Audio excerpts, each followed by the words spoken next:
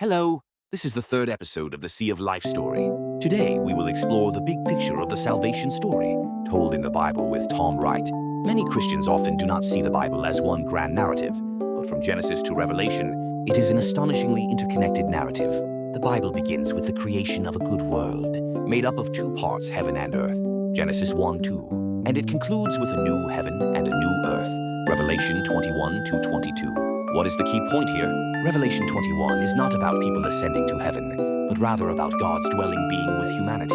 This is the direction of the entire Bible story. The early part of Genesis is often misunderstood.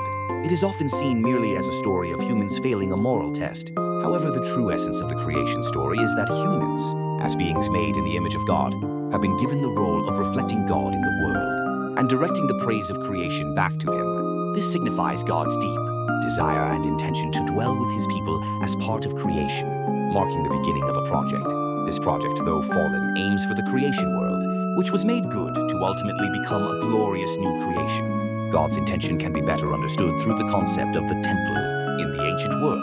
The temple was the place where heaven and earth met, and where God's presence was revealed. All of creation in Genesis chapter 1 is, in fact, one great temple with humanity at its center, created in the image of God to give glory to Him and to rule over the world.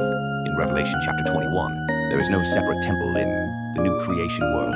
This is because the entire new heaven and new earth will be the dwelling place of God and the temple. However, humans did not live according to God's will, and the creation project was disrupted.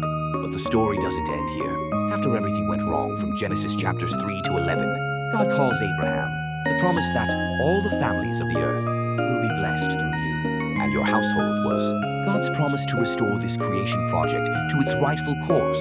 This was not simply for Abraham as an individual, but a beginning that shows God's great purpose for the whole world. Abraham's family and the land given to them were a small model, demonstrating God's plan for humanity and the entire world. Remarkably, this promise continues faithfully through the flawed descendants of Abraham. The New Testament repeatedly emphasizes that what happens in Jesus is the fulfillment of the ancient promise given to Abraham. In this way, the Bible tells a grand story that leads to the purpose of creation, the fall, and the restoration project through the covenant with Abraham.